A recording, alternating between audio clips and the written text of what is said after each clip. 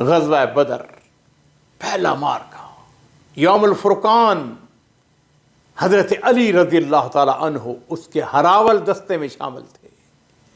وہ اونٹ جس اونٹ پر سفر کر کے نبی علیہ الصلوۃ والسلام مدینہ شریف سے بدر تک پہنچے تھے، راستے میں اسی اونٹ پر حضرت علی رضی اللہ تعالی عنہ بھی نبی اکریم صلی اللہ علیہ وسلم کے ساتھ شامل تھے۔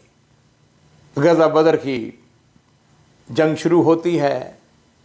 پہلے انفرادی جنگ، مشرکین مکہ کی طرف سے ان کے 3 بہادر نامور آدمی عتبہ، شیبہ، ولید نکلتے ہیں، دعوت مبارزت دیتے ہیں۔ تو ان کے مقابلے میں انصاری نکلتے ہیں۔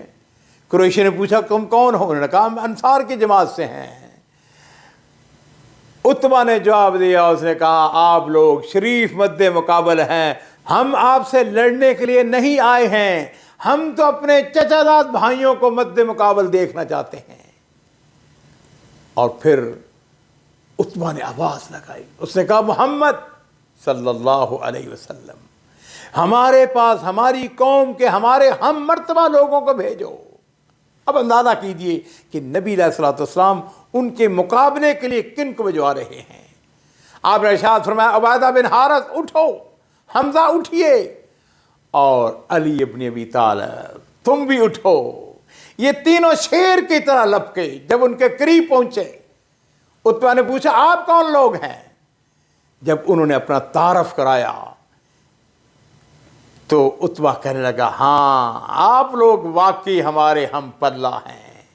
اور اس کے بعد جب مارکا شروع ہوتا ہے تو پھر ان تینوں نے اپنا جو مد مقابل تھا، عتبہ بھی قتل ہو جاتا ہے، شیبہ بھی قتل ہو جاتا ہے، اور سیدنا علی بن ابی طالب رضی اللہ تعالی عنہ ولید بن عتبہ کو اڑے ہاتھوں لیتے ہیں، اور چشم فلک نے دیکھا حضرت علی رضی اللہ تعالی عنہ ولید بن عتبہ کو واصل جہنم کر دیتے ہیں۔